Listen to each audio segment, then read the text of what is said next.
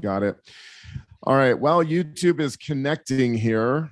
And Chris, if you could just give me the high sign whenever you see it go live, that'll be slightly delayed. It's probably going to start talking in my ear as it does. It says it's not available anymore. Is that accurate? It's live, Chris says. All right, welcome, YouTube friends. I wish that was a smoother transition, but there's this awkward delay with the old YouTube, and so we never really know when it starts until you guys know. So thank you for joining us here. My name's Josh. I've got the one, the only Stock Landers in the room today, and then of course my favorite beaver trader of them all. That doesn't make sense to you if you didn't come to the first hour group coaching, but Chris Burgess, the only guy in here probably that really actually follows the rules. The rest of us just pretend like we do. That's not true. Anyway, we're glad you guys are here today. We're going to have a little different session. You may have noticed, those of you who are fan favorites on YouTube, that we started 10 minutes early. And that's because I've got a very strict 20-minute timeline, and I need to walk out the door for a doctor's appointment for our middle son, Josiah. Many of you guys are familiar with him. He just crossed the 5X mark on his trading account. It's extraordinary. He started with $5,000 and he's at $25,000. That's virtual money, and we're fixing to fund that with real cash soon. So we'll keep you posted on that. But anyway, he's got a doctor's appointment that got moved on us, so I'm going to be skedaddling there momentarily. I want to talk today about the recession. If you did not get a chance to participate in last week's group coaching, we kind of went down this interesting rabbit trail of talking about my past and my experience as a trader. And that is posted. In fact, I think Chris separated it out. You can see that. I think it's called Trading Saved My Life on YouTube, which seems dramatic, but in many ways it did. It saved my financial life for sure. And, it dawned on me after that talk we had about my experience in the stock market, that was all right in the middle of the 2007, 2008, 2009 recession. When everybody was freaked the heck out, I was getting rich trading the stock market. And I want to speak to that for a moment. I'm going to give a little introduction here, and then Chris and Scott are going to take us on home. Scott remembers trading through the Great Depression, so he can give a little perspective on that. But I want to talk specifically about what recession means for you and for me. I'm not a fan of the concept of the redistribution of wealth by the government. We're not going to go political, but generally speaking, I don't like it when people take my money and hand it to somebody else and they get to decide who gets what. That's not to say that we shouldn't be doing things for people. I believe in generosity. I believe in helping those who are less fortunate 100%. I just feel like the people making the money know best what to do with their money. With that said, a recession is a natural redistribution of wealth. Y'all need to understand this going into this recession. And I do believe the big R is coming. How it plays out is going to be interesting. Oftentimes recessions hit and the market's already bottomed. Like we're starting our way on up, and it's like, oh, you got the memo finally. Like things have been hard, and and the technical definition of a recession is 2 quarters of GDP with back-to-back declines. And so the market is always forecasting. It's always in advance of what the news media is saying. And so when the news media finally catches up to the fact that, oh, we're in recession now, the stock market very well may be on its way out of the woods here. But when all of that terminology hits, and whether we're at the bottom or whether we're not, the big R is a redistribution of wealth and opportunity. I promise you guys, the institutions and big businesses are going to get hit first, and they're going to get hit hardest because they can't pivot on a dime. And they're preparing. You guys are watching this right now. Elon Musk just said, if you don't come back to work, you're fired, because candidly, I wanted to reduce 10% of the payroll anyway. Why is he doing that? Because chewing up current cash takes away from future oxygen when you're in business. Chewing up current cash takes away from future oxygen when you're in business. The business that goes out of cash first goes out of business. As retail traders, we don't have that same problem. As retail traders, you have an opportunity to be nimble and to make massive gains as the rest of the world is freaked the heck out. That is what made me rich in 2008. That whole story is on YouTube. I'm not going to retell it right here. But it dawned on me, recessions aren't something to be feared. There's something to prepare for, and there's something to take advantage of.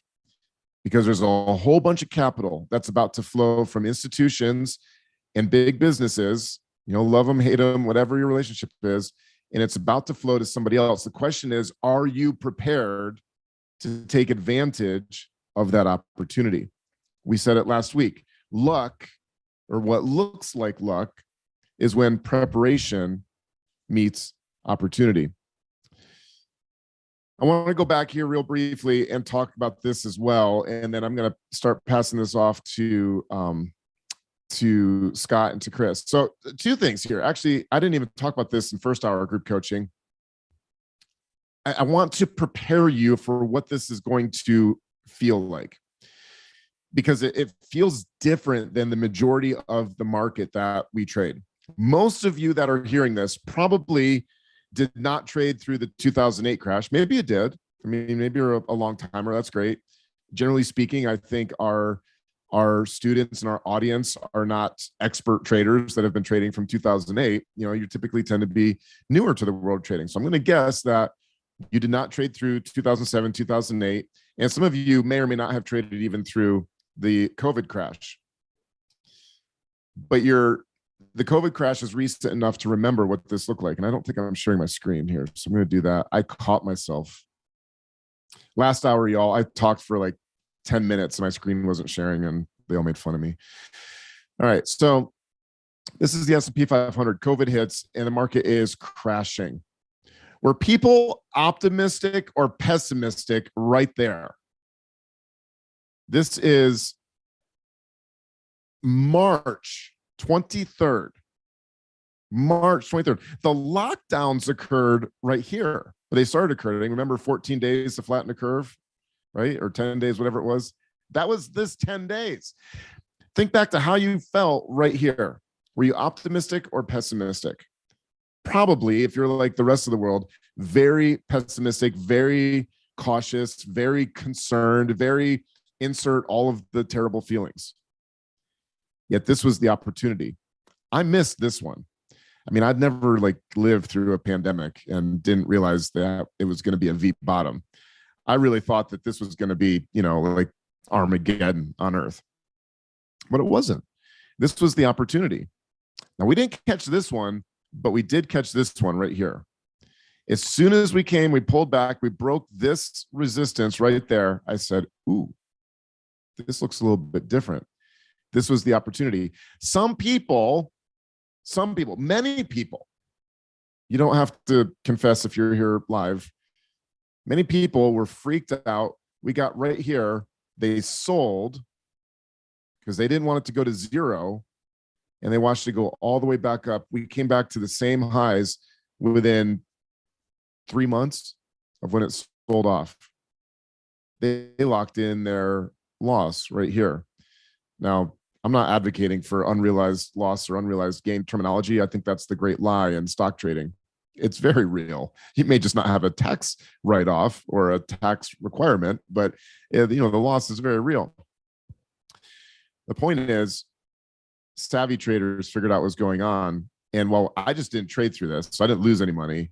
And then we took off. We took off running. That same thing happened back here in 2007, 2008. We were just talking about this last hour, but I want to set the table here for you guys because the second half of group coaching here is going to be all about trading through recessions.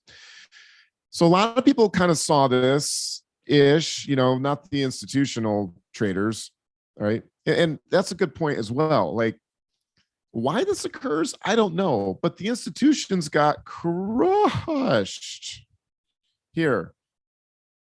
Crushed as this was coming down. I watched my dad's retirement portfolio get cut in half. Problem is, he retired right there. What are you going to do? right? But what was interesting is we came down, it starts to bounce up. The institutions are happy. They're like, what do they say? Scott was talking about this earlier. Buy the dip. Okay, well, crap. There's a new dip. What do they say? Buy the dip. There's a really big dip. Buy the dip. Everything's on sale. Dollar cost average. Another great lie in the world of stock trading. I hate that. Even if Warren did come up. I think Warren has a lot of very smart things that he says, but the idea of dollar cost averaging, in my opinion, just lulls otherwise smart people into thinking that they're making good trading decisions. It's terrible. All right. We came on down here, and this is where they were, I think we said it last week, freaked the heck out right there. Y'all, a lot of people bought the dip and held all the way on down, and they sold at the bottom because they just couldn't handle it anymore. This right here, this last little sell-off is when the media was at its most feverish pitch. The end is near. The banks are going under. The auto industry is going under. Everything is going under, you know, and that was the opportunity. Same thing occurred right here. I made fat stacks of cash on the way down. I told you guys this last week. V bottom. I'm just realizing this. I should do a little introspective training on V bottoms because they got me twice now. But a V bottom, I missed it. I was still, thinking that we're bearish. Probably got a little overzealous. All right, we came up, but right here, same story, y'all. Right there, it said, the sentiment has changed. We're not going down anymore. We're going up, y'all. There was a fortune to be made right here, and there was a fortune to be made in what became the greatest bull run in stock market history. I think this is where that 20% sell-off was achieved and the bull run was officially over. Is that true, or was it might have actually been up here? Somebody will fact check me on that quick sell-off. My point in saying all of this is recessions should not be feared. It's a rebalancing of what got out of balance at some level. It could be uncomfortable, but there's opportunity. I was doing a little research on this. Did y'all know that the Kennedy fortune, like John F. Kennedy and Senator Kennedy, what was his name? Ted Kennedy, all those, their father is the one that changed forever the course of their family's financial future because he saw the opportunity developing in the stock market going into the Great Depression, and he shorted the market the whole way down. Some people thought he was a scoundrel for doing that. I kind of think, dude, when luck occurs, when preparation meets opportunity, he saw the opportunity change forever the future of his family's life. I'm not saying go out and short the market now. We may be at the bottom. I don't know. We can cover that here in just a moment. Another thing, just to kind of anchor this home, the monopoly game was invented. It's invented prior to the Great Depression, but it rose to fame and extraordinary sales 1935 in the midst of the Great Depression. That was when it was licensed and sold to Parker Brothers, completely changing the destiny of that guy's name was Charles Darwin. It's like Charles Dow, but not Charles Dow. Y'all can go look that up too. Nonetheless, it was a redistribution of wealth. It flowed out of the institutions and into the pockets of those who were more, we'll just say, traditional class people who had prepared and saw the opportunity. So where are we at right now? I'm going to hand this over to Scott and Chris, and they're going to talk to you all about that, what it feels like and how you prepare to trade through a crash. When you compare this to 2007, this looks like we're just getting rolling right here. And we might be. It could come down to here, to here, to here. From a technical perspective, that would not surprise me at all. We just talked at great length about some targets here. This is what you need to keep an eye on. We need to break out of this yellow box, first of all. Target one is this purple box on either side. And then that's going to give us some good insight into whether this thing is going to continue bullish or continue bearish. If this orange line gets broken, I'll be looking to really make money as the market goes down. However, if we start getting up to and beyond that red box, maybe it's over. So from a technical perspective, it's got further that it could go. We don't know where we're going to go because we're in a lull. We're in a summertime lull here, and the market has not picked a direction. Anybody who emphatically tells you it's going to go up or it goes down is simply ignorant at best or misleading at worst. Now, what I can say is the media and the way they are treating this, it feels more like a bottom. History is going to prove me right on this. Somebody mark down your calendar to come back in 18 months and tell me if I was right or wrong. But it's going to be the moment when the media is most freaked out and your neighbor is most freaked out. That's the moment the market's going to bottom. Is there more freak out available from the media? I don't know. I never thought I'd see a day where they were starting to advertise food shortages in America, but it's starting to kind of trickle out there a little bit. They're floating the idea. I don't know. Maybe there's more freak out that's possible, but y'all need to steel yourself in your mind to decide right now that when the world is most freaked out, I'm not going to get sucked into that. I'm going to some extent, have a contrarian perspective. And I'm going to snag that opportunity. I don't mean blindly. Watch the signals. We'll be updating here. Come hanging out with TSU, but very wisely and in a very calculated fashion, be ready to grab those opportunities. My friends, I got all my words in 20 minutes. That leaves 40 minutes, even maybe 50 if they go all the way to the top of the hour for my friends, Chris and Scott. Thank you guys for towing the line while I have to step out here. I'll stick around for just 1 second and answer any questions. I'll do it via text. But Scott, I'm going to hand this over to you to offer your perspective on things. Absolutely. I'd actually like to jump in before Scott. Like I said, Please. Chris is going to take over from here. Well, the reason I want to go first is because I think I have less to say than Scott does on account of I have never actually traded through a recession besides 2020. And I don't think that counts because that was not an economic recession. So I was in high school in 2008. So I was definitely not trading. Why you got to be rubbing that in? Yeah. So being the baby on the panel here, I think I'm the least qualified to talk on today's subject.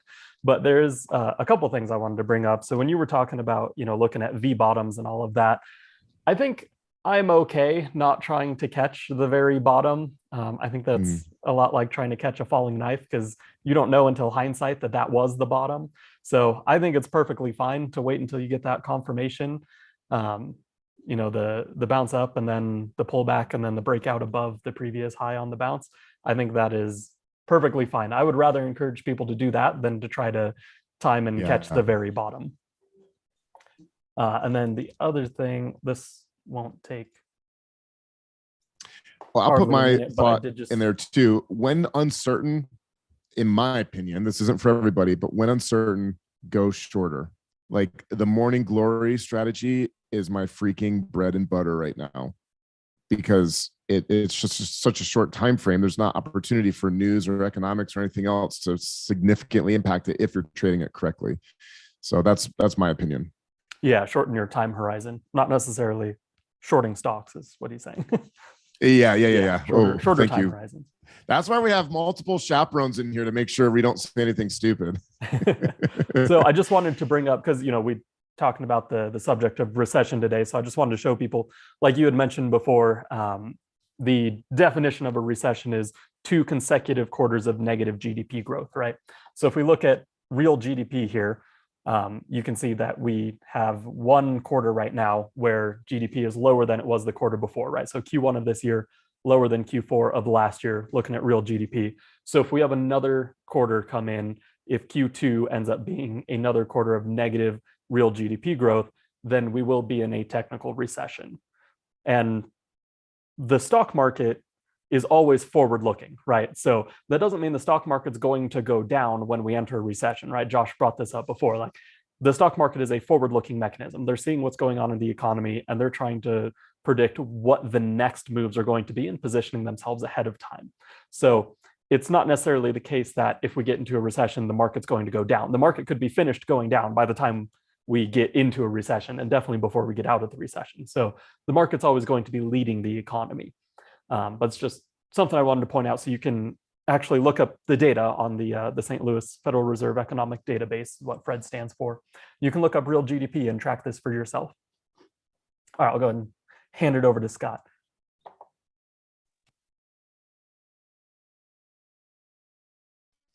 Before I go, I'm still standing here. I'm putting in the text chat. I forgot to send this out earlier. Scott and I are going to be teaming up next week. I'll turn my video on. We're teaming up next week to do a little mini series. It's a 3-day mini series called Recession Proof. And the link's going in Facebook. Then I'll put it in the Zoom as well. And it's going to be amazing. We were hammering out the details of this just Tuesday, I guess it was. And y'all don't want to miss it. It's going to combine our collective experience trading through 2007, 2008, strategy, understanding seasonality and calendar ranges and how all that stuff plays together. And I think you guys are going to love it. So check out that link. It'll be in YouTube and on the Zoom platform.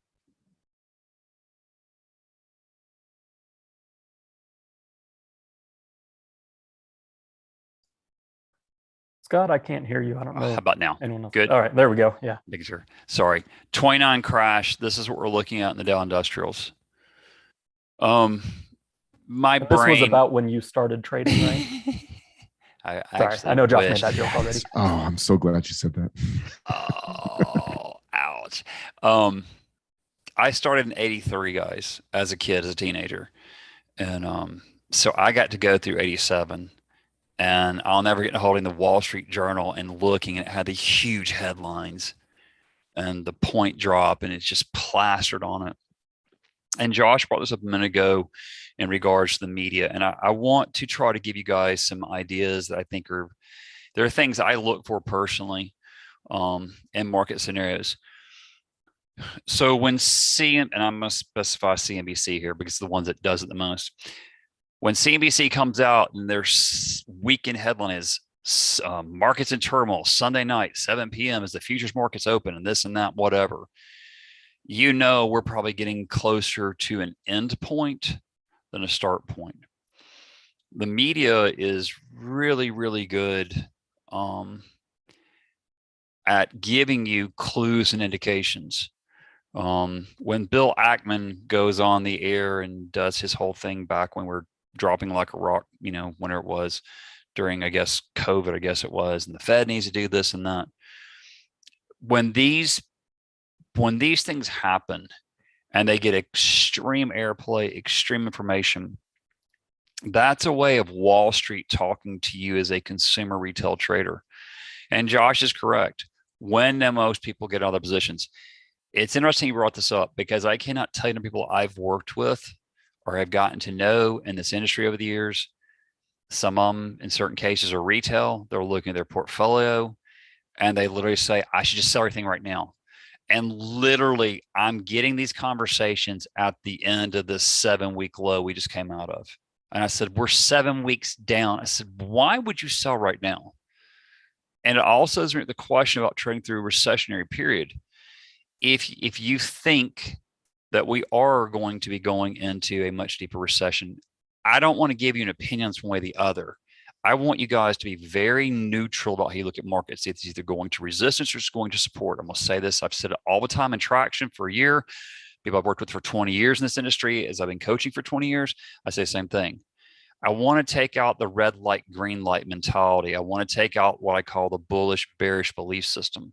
I want you to understand the elevator goes up, it goes down. And that's what stocks do all day long. Just like, you know, the earth is spinning and moon is doing its thing around the earth and we're doing this around the sun. Sun comes up, it goes down. I watch so often people get into darker times in the market and they become very fearful.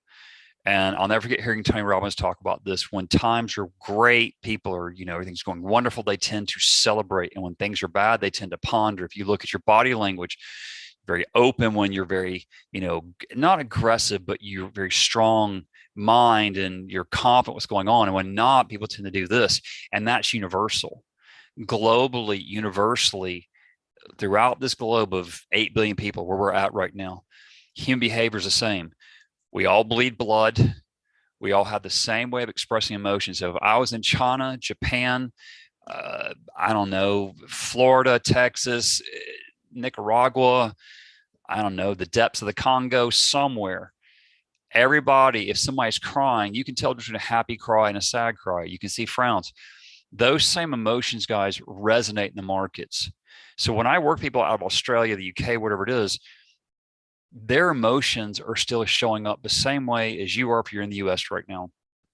And for some reason, when we look at blocks of space and time on a screen, as in candles or high-low close or Heikin-Ashi or point figure or whatever you're using, case bars, we all of a sudden think that there's not humans. Well, Scott, most of it's algorithmic, yes, and we program the algorithms. And ultimately, those things become self-feeding. Why don't we yell fire in the crowded theater, guys? Why? Because people get trampled, they get hurt, right? So the point is for safety. Where traders and investors alike, and Josh brought this up, with you look at investors, if I go back to the 2000, let me bring this over here for 1 second. If I go back to, where is this, 99, if I go back to this right here, there was a piece in the Wall Street Journal with a major player fund, major, well-known Wall Street name. And their CEO is quoted using expletives on the trading floor at the traders in-house of telling to stop buying the dip. The difference is he didn't say it like that. And I'm thinking, we're still in downdrafts. You guys, most of you have seen how I do the downdraft concept. We're in clear downdrafts on the dailies and the weeklies. The world's coming to an end, it feels like. And they're still buying the dip and the accounts are getting shredded down. How does this help you besides give you a bunch of history? I'm a student of history of the market. This is why when I test things, much of what I teach in Trader Traction, or I'll be teaching in Traction Pro that we're launching out coming up.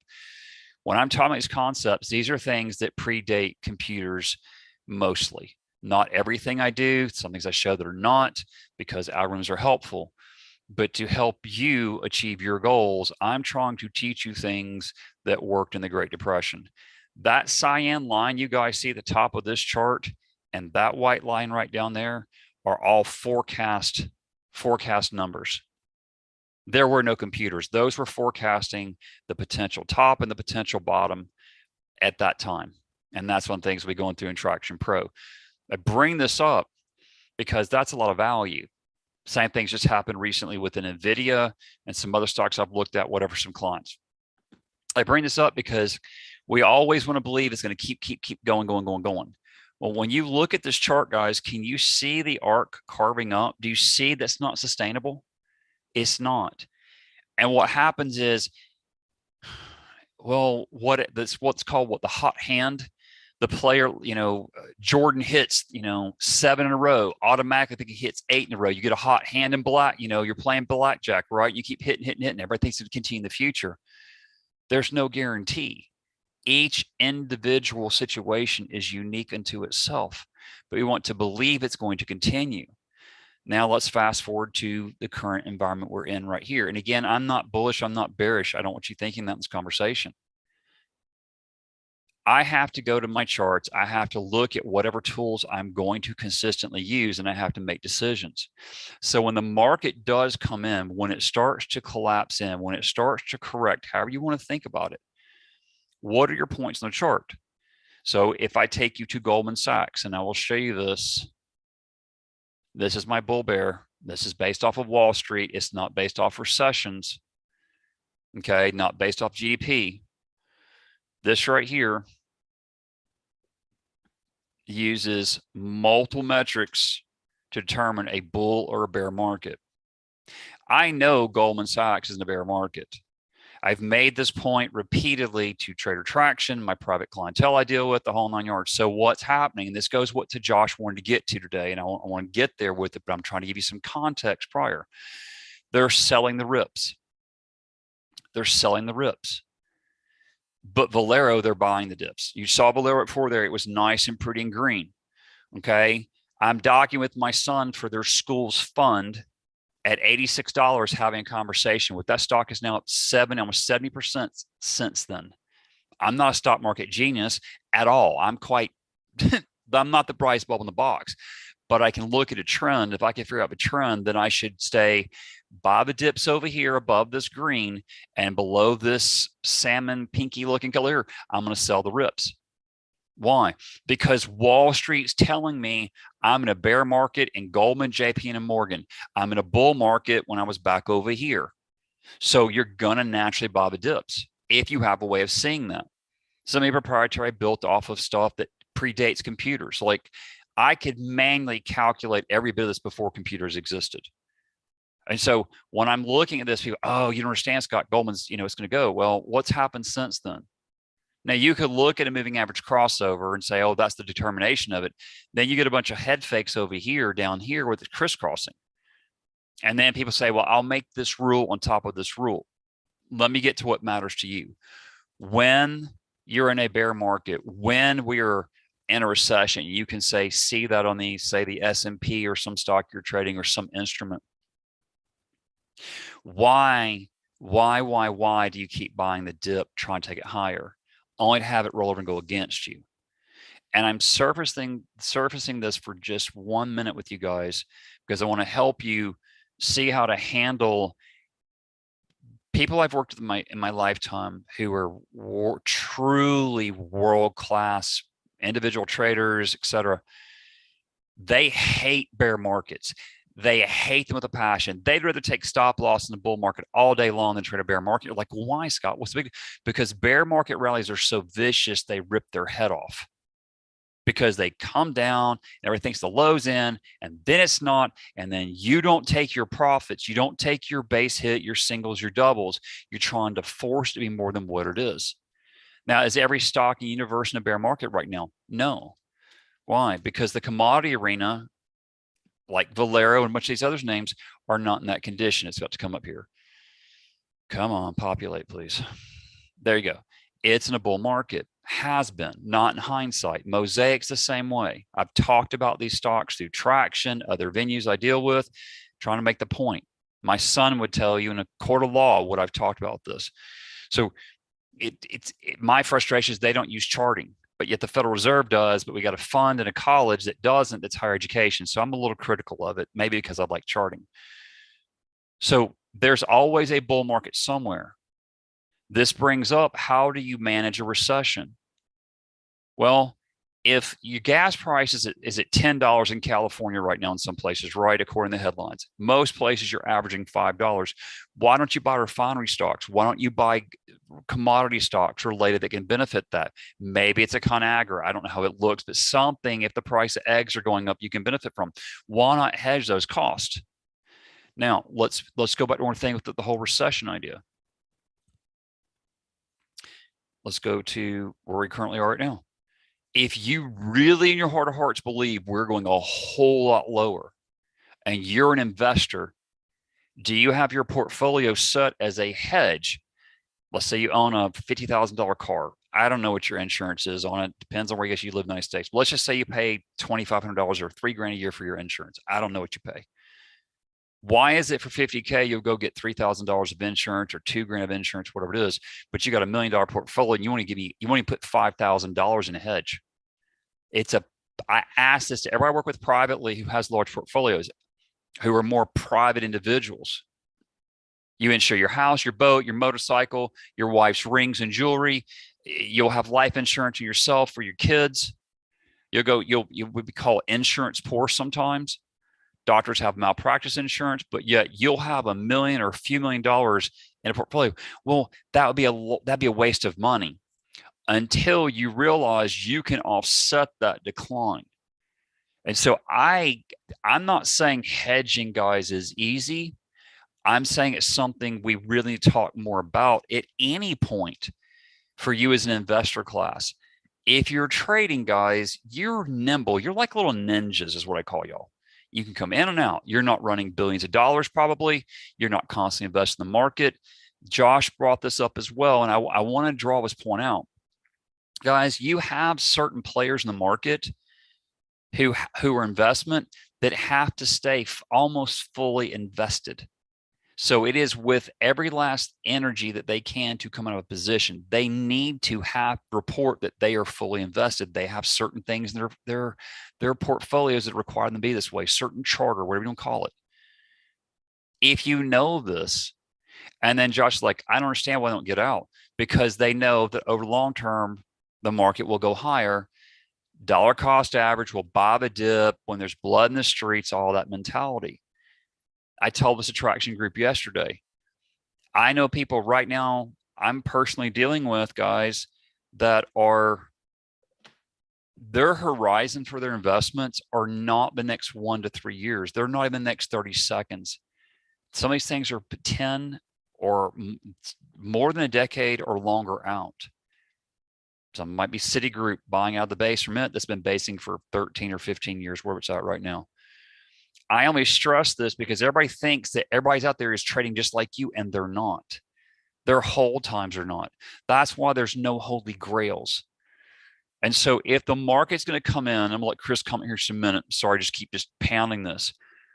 But when times seem dark, what you do is take a long-term chart of the basic 4 market watch charts. That is the Dow Industrials, the NASDAQ, or the CompX, whatever you want to use here. I don't really care. Your small caps and your S&P 500, your ES. You want to go look at where were they buying it in the past. I don't mean for 20 seconds, guys. I'm saying you go look at your chart and you sit there and say, okay, there was a lot of activity here. It expanded and it contracted and it expanded. Now what's it doing here? Trying to contract. That's not expansion on the upside. So is it trying to roll over at this point? And you want to look for these things. It expanded out of this down here, and then it contracted for some period of time. The contraction is what you're looking for. You're looking for the brick wall. See where COVID collapse came into? You're looking for the support level. If you like fibs, then look for the point between the lowest point and the highest point right here, and look for a midpoint. Where do you think that might show up on here? Not speed resistance, Scott. Somewhere in the midpoint. Well, there's 50, there's 61.8, right? Somewhere right in there. If I take off the extreme shadows off of these, tails, wicks, there's 50%. Where's that line up with, guys? Right there. And then you got a range right in here. And if you'll notice, where's your 30? Where are you coming into recently? Right around that little fib zone. Off of the bodies here. In fact, if I get this more accurate, it might be helpful, but you get the gist of it. You're looking for where they stop. You want to find the brick wall either above you or below you at some point in time. And at dark times, you want to go look for here. If you know that's levels, then as you come to each red light, you're either going to be red, yellow, or green. You're going to slow down or speed up or just keep coasting or stop, whatever it's going to be. You'll be one of 3 states, right? Stopped, going, or about to stop, or accelerating, I guess. Maybe it's 4 states. Same thing here. And yet when we get in dark times, people tend to do this. What does this look like? Shivering, I'm scared, I'm worried, my hands, I'm doing this. Of course, my hands get cold because I have no body fat, but that's different. But most people, if they're doing this, they're wringing their hands. If you're doing this on your table, stop. If you're doing this, right, stop. 3 really big deep breaths in when you're trading. And you're like, what's it do with all this? Because you're going to feel a tension in your body. And so is everybody else. Worst thing people could do is almost read social media, paid media, whatever it is. Because you listen to them, the world's coming to an end. Best advice ever feels like I give traders is turn off the media. If you could see the rental home I'm in, there's a TV in my son's room for gaming that he uses when he's here. I don't have a TV running ever. If I need to know, this little thing will blow up and tell me, that little phone will say the world's crashing, and not only that, I'll see on the price chart. hard times in the market are opportunistic. And I want to, one more thing, and then Chris, I'll let you jump in and look at questions, and then we can go from there. Josh made several key points. Opportunity. If you look at Sir John Silver, if you look at Warren Buffett, you can criticize the greatest names in investing history because they bought when there was blood in the streets. JP Morgan did it, walks on the floor of the exchange, and during the 29 crash, if I remember correctly, the rumors or the news or whatever in the day, to help put a floor in the market. You don't want to live in fear. If you will take out the emotion of the right-hand edge of that axis, if you will take off the price and you'll turn off your position indicator in the upper left corner up here, depending on your platform, wherever it is, and you'll stop watching that and you'll actually trade your chart just like you drive a car in the real time, you will stop looking at, oh my gosh, the world's coming to an end. I know the price of eggs up. I know milk's up. I know the cost of honey. Like, I buy honey. I use honey a lot. The jar of honey I buy 6 months ago, whatever it was $6.50. I am now paying $10 for the same exact jar, same brand of honey from the same place. There is inflation. Are we going to stagflation? I don't know. What tools I have in the toolbox? I don't know. How you benefit is to identify the place on your chart. You let the setup come to you, and then you trade that. And if it wants to fall out of bed, you fall out of bed with it. If it wants to stop and reverse and go higher, you go higher with it. If you think that what we're doing as investors or traders any different, that you don't really get trading or investing. Because at the end of the day, your job is to identify an edge. You're a risk manager first. Take advantage of that edge and take it higher. I know Sorties was talking about a potential pairs trade earlier in group coaching. What's the risk? What's the reward? Is it at least 3 times that amount? Sounds like a high probability potential. If it is, it works out or it doesn't. If it doesn't, okay, you swing the bat, you miss, strike out, whatever, start over again the next trade. If you are getting emotional about your portfolio, about your losses, especially in darker times, you're not hedged, or you're trading too large. And people say, well, that's easy in hindsight. We walked through live and trader traction through live examples yesterday as the market corrected at 12:15 p.m. Central down for 30 minutes to levels. I mean, like, I'm talking this in real time in the traction group, saying if you're short at this point, you might want to. Why? Because right now we're going for singles, not grand slams, because the market's in a range. The best opportunities, last thing I want to say this, and Josh, let Chris jump in after this thought I have with Josh. Buffett, Templeton, even Dalio, Paul Tudor Jones, these guys have come in and taken advantage of dark times in the market. Some of the best brand names in the world were started in dark times. You can research the internet.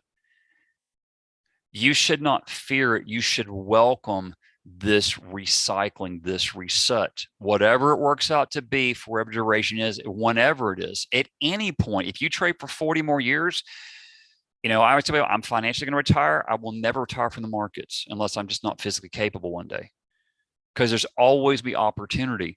And don't let anyone ever tell you you shouldn't short the market. After 9/11, if you lived through that moment and you were in the markets, it was supposedly un-American to short the U.S. market. You can have opinions about this. You can believe that any way you want to believe about that, or social whatever systems and all that. The markets, I'm here to tell you what to believe or not to believe. But I am stressing this to you because I've watched it hurt a lot of traders because of their social conscious. I get it. Like owning a tobacco company, it leads to cancer. We know that. So should you own RJR? I used to own RJR back in the day. I used to own bonds of theirs as well. Does that make me a bad person? I don't know. I saw opportunity. I want to profit from it. I'm a speculator. I am a trader. I'm an investor. I have to take advantage of what the chart tells me. If I take the symbol off. And so when the world's telling you that everything's coming to an end, realize there are people coming in taking advantage. One more example, I need to let Chris jump in here. During the great COVID collapse that you see on the screen right here, you've all heard the great resignation. All of a sudden, even Goldman Sachs is battling this, right? You need to come back to work. We can't do this, but yet we gave you for a year and a half stellar earnings, and yet you switch to come back to work. Wait, why is that again? Scratching their head. And the interesting thing about this, when you step out of it, all of a sudden people can make money from home. Not talking about trading, even starting up business. You know, these new startups have showed up in the marketplace. People said, I'm done with corporate America. Not even trading. I'm talking like businesses that are thriving now, that started out of that decline over that 6-week period of what was a very dark time for the world. This is not just one country, it's the world. So I want to put, the reason I'm giving you the context, you hear a lot of dire fear out of me, is going to know stocks go up and down on the right. It's going to come into support. Then they're going to step up and they're going to buy support, or they're not. If they do, I get a great bounce. I make some money out of it. They go to the resistance, then it hits it heads, it comes back down. And then eventually it works itself out and it goes higher. I want you to come away from today's class with a positive, not a negative. But I'm going to go back to Goldman, because once I know I'm in a bull market, I'm buying the dippy, and this is going parabolic right here, I'll go to Goldman, JP Morgan, Morgan Stanley, any of those. What do they keep doing? They keep selling the rips. If I know that, if I know I'm in a bull market on the left-hand side and I'm buying the dips, now I'm selling the rips. And I've got a private client who has heard me. We've talked about this one from there and from here both. If you want to do some math right here, this price point's around the 345. This is around the 326. That 345 put down around 300. And so far, this 325 has you sitting down, I don't know, 307 and change, whatever it is. I'm not a stock market genius. I just know to let them rip them and to take the rip and let them dip back down. Eventually, this thing will stop going lower and it will go back into a bull market. But right now, it's not there.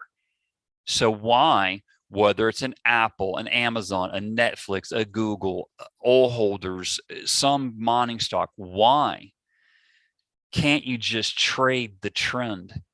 And that's what you want to do to survive the recession. Or you have to do like Josh does, which is you miss the downside and you try to play the upside. And I know some of you can't actually short the markets in your accounts, but there is a play, there is a plan that you can do. But whatever, again, I want to leave us an upbeat, and we can talk more. And Chris coming on right now and let him chime in. I don't want you to leave the day with any negative outlook. I don't care what the media tells you. I don't care what even I tell you, anybody else. Chin up, eyes forward, you smile. We're going to get through whatever it is any point in the future. And the stock market will go up, it'll go down. If you're negative about it all the time, you'll get what you feed yourself. You want to believe negative, be negative. But it's not a healthy way to live. And I don't fear, I tell people, I said yesterday in class, I don't fear death. I don't fear death at all. I don't fear the markets either. There's opportunity. It's how your mindset is, how you look at it. Okay, Chris, I'll let you hop in. I'm sorry. I know in a really long tangent there, but lots of thoughts in my head. Yeah, no, I thought it was great. And I tend to think of it in, I guess, different stages or different levels. So if you're, well, I guess what I would consider like a level 0 trader, and you do nothing, then you have kind of that, that freezing up that Scott was talking about, like deer in the headlights look is what I call it, right? Where you're just sitting there watching yourself lose money, right? I think that's probably the worst position to be in. But as you kind of level up as a trader, then you get to, like level 1 thinking, I guess I would call it, is where you realize it's perfectly fine to be flat, right? Josh and I have both talked about, we both did this in the COVID crash in 2020 because we didn't really know what was going on. And at the very least, like non-participation is always an option, right? I would rather you be flat and not lose any money because you're out of the market than to just sit there and watch yourself lose money, right? So you can always just not participate. If you're not comfortable with what's going on in the market or a stock or whatever, you don't have to participate, right? You can just trade out, be flat, and at the very least, at least you won't lose money, right? And then beyond that, I would say a level above that is you can start hedging a portfolio, right? You stay in your positions, but do what Scott was talking about, right? Maybe you buy some SPY puts or something, whatever the case may be, however you want to hedge your portfolio, you keep your portfolio, you don't get rid of everything, you don't go flat and you don't go to cash, but you spend some money, you get a hedge, you buy some insurance, right? That I think would be kind of the next level thinking. And then I would say probably the next level above that, we get to like a level 3 traders. That's where you start getting into okay, you get confidence on playing the chart to the downside as well as the upside. And then now you're looking to actually start to make some serious money when things go down, right? And that's what Josh did in 2008. That's how he made his first fortune. And we've talked about one of the teachers here at TSU, Stephen Padwy. He tripled his account over COVID. Am I super jealous of that? Yes, I am. So that's, when you get to that level, like you can do that sort of thing, right? Where you see what's going on and you go, okay, I'm going to go hard and heavy on this. And, you're not necessarily, you're not taking outsized risk or anything, but you're just as comfortable playing an aggressive downside as you would be an aggressive upside. And I think that's the point that Scott is trying to get you guys to, is being comfortable, like he said, like ignoring the numbers on the right side of the screen or whatever your position is, and just reading the chart and, recognizing that you can play a downtrend basically the same way you play an uptrend, just in reverse, right? So selling the rips versus buying the dips and all that sort of thing, and just being able to play both sides of those. So that was just one of the thoughts that came to me, is kind of how I think of it as, different stages you might be in as a trader, and what your next steps might be to get you comfortable with. And Chris just brings a really good point, guys. Can you imagine getting on the interstate near your hometown, and every time you get in the car, you're scared to death you're going to die or be in a crash? I don't want to live my life that way. And I use this extreme example because it's got to get in the car, I drive, man. What's the big deal?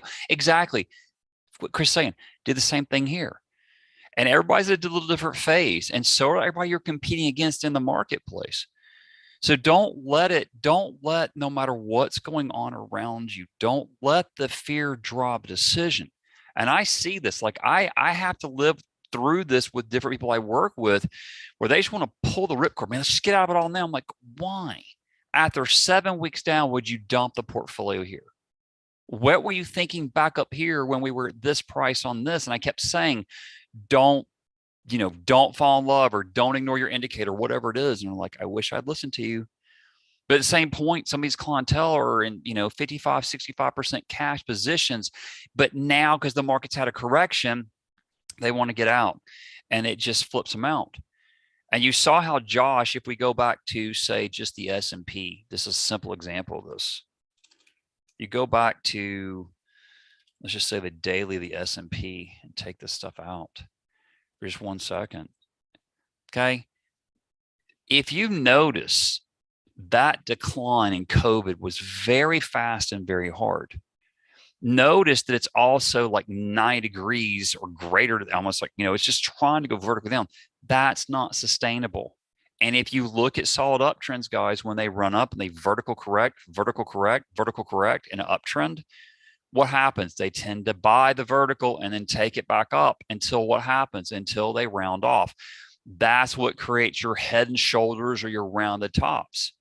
Most bottoms in more recent history, even going back 100 years, a lot of them are V bottoms. They're not rounded, or if they are rounded, they're little V pops like you see right here, guys. Okay. Boom, pop, boom, pop, boom. See it? They're still V's, but they're done in a group setting. Now, granted, that's not really a V right there, but you'll see this over time if you just look at your charts. So Wall Street's leaving you clues. If you're day trading, guys, you're in these things for minutes. If you're an investor, you're in them for, by law, the definition of an investor means you hold it for 1 year. That's up to you how you deal with it. The market is struggling back at key resistance levels. We see that. The only question is, with the way this thing has sold off 3 distinct, really hard waves, there's 1, there's 2, and there's 3. Even this third wave is almost like 3 wave components, or maybe 5 waves in it, depending how you want to measure it. Do you think it's going to roll over? What's the saying on Wall Street? Never short a dull market. And every time you do, especially in summertime, a lot of you guys will see this gets difficult. So if that's new to you, let that sink in and let it, sit there. Chris brought about hedging. And if you do have a 7-figure portfolio, $100,000 portfolio, what's a little bit of insurance against the position? And when do you want to get the insurance? After the house is burned down or before? Before. And yet I will work with people privately who have very high net worth portfolios, very high net worth. if they have a hedge, it's not measurable. I mean, it is on a percent basis, but it's not enough. People say, well, do I need dollar for dollar hedging? No. Like, it's one of the things my son talked about with him being in college now. He's in finance and all that. If I've got a portfolio, let's use $1 million portfolio in this case, what do you need of that? 5%? Well, how much help is that going to help me, Dad? If it's $1 million portfolio, you get a 5% hedge. It depends on what you're using for the hedge. We could get really wonky with this for a second, but I just want to draw this point home to you. Their portfolio consistently using a algorithm that they've come up with, some sort of measurement tools, is outperforming the S&P quarter to quarter, month over month, by 1 or 2%. It's not a lot. So if the S&P was down, 5%, they're only down 4%. He's like, but Dad, we're not positive at this point in the year. I said, people will give you billions of dollars if you can outperform the index. Why do you care about that? This goes right to hedging. You're not asking the hedge to be a dollar for dollar solution. What you're asking the hedge to do for you guys is that if the market's down 20% this year, you're only down 15 or 10.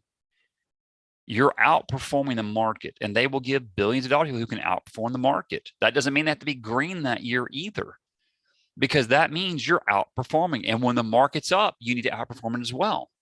This is what hedge funds try to accomplish. And if they can be green, the market's down 20%, that's great.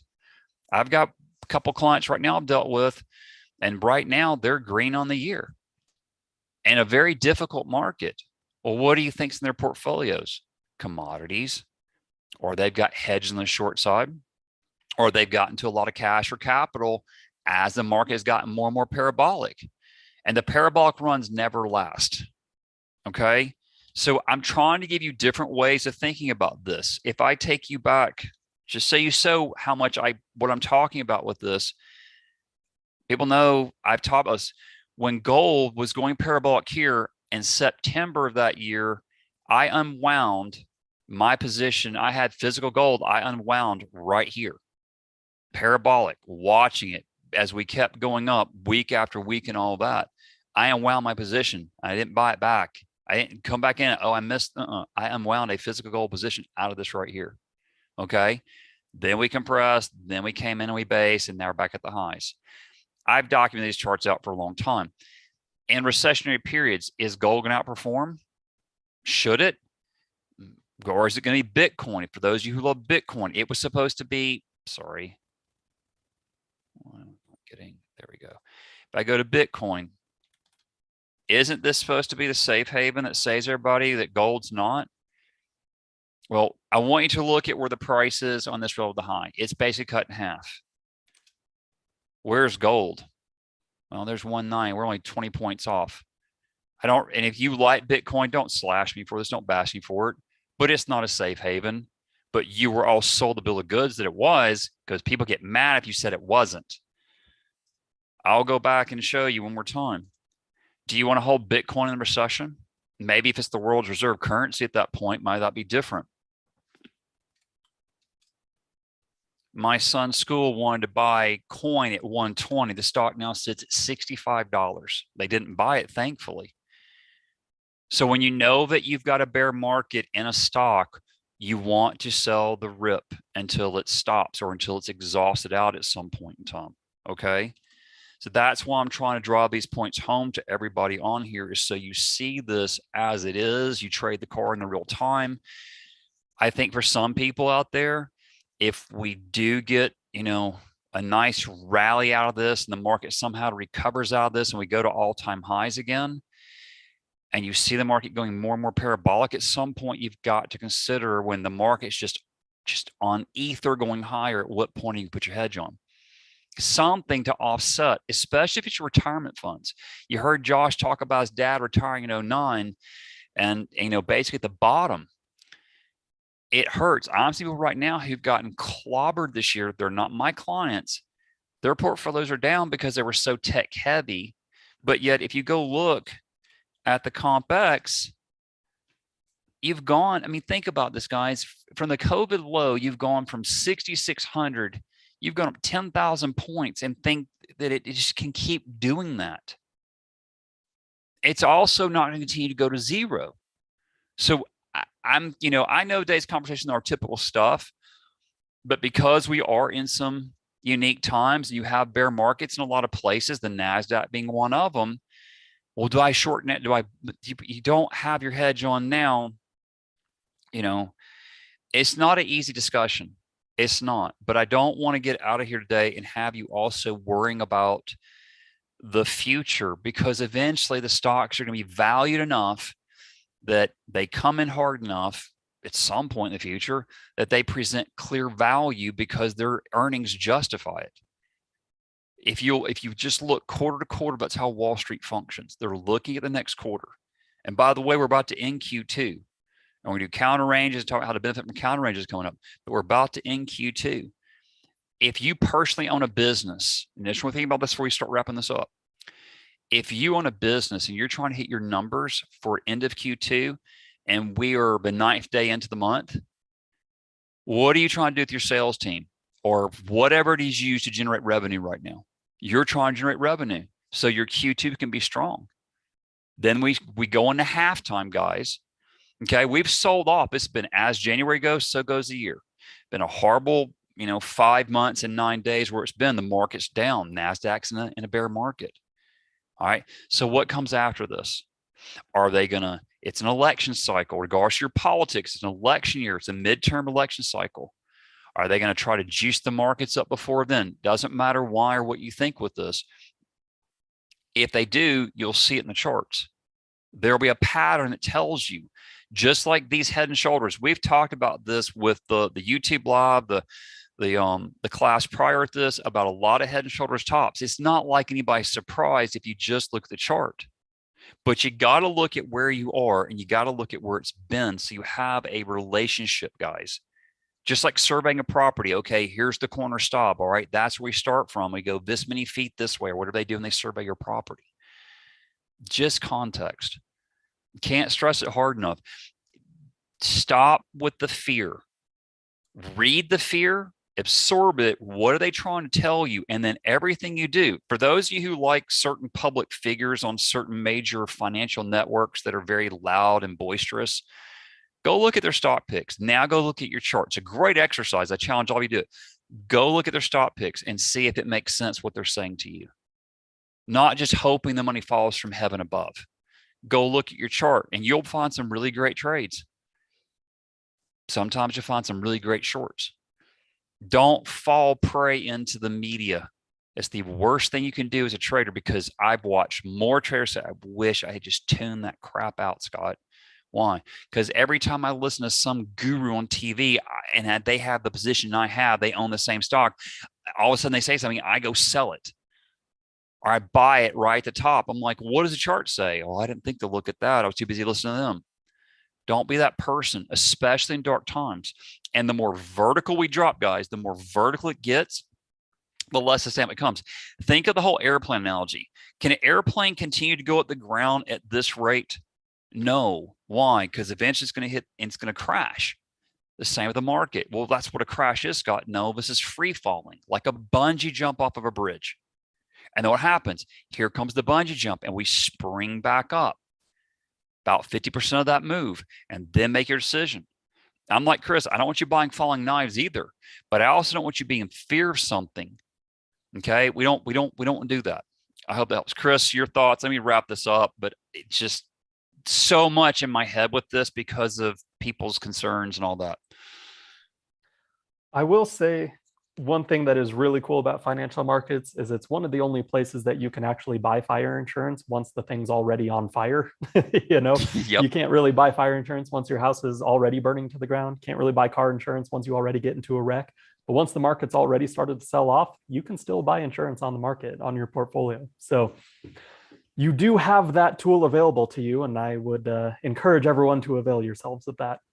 So we'll go ahead and wrap up here. We have been going for more than an hour already. So if you guys have liked this video, please like the video on YouTube, subscribe to the channel if you want to see more. On that note, I also wanted to mention, Scott talked about following the 4 kind of major indexes in the stock market, the S&P 500, the Dow Jones, the Russell 2000, and the NASDAQ.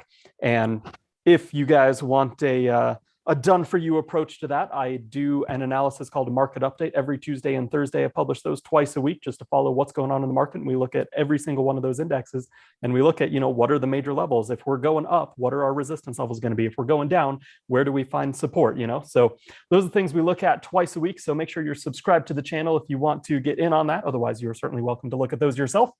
And I'll go ahead and end there, and I'll give you the last word, Scott, and then we'll go ahead and wrap things up. Thanks, guys. Appreciate y'all being here, making time for us. I know it's a lot of your time when we do this stuff. So thanks again for being here. And if we can ever help you, reach out to TSU and just let us know. Sorry, as you like the bungee jumping. So I appreciate it, guys. And I'll catch you guys with Chris and Josh next Thursday, and look forward to seeing them. Bye. See y'all.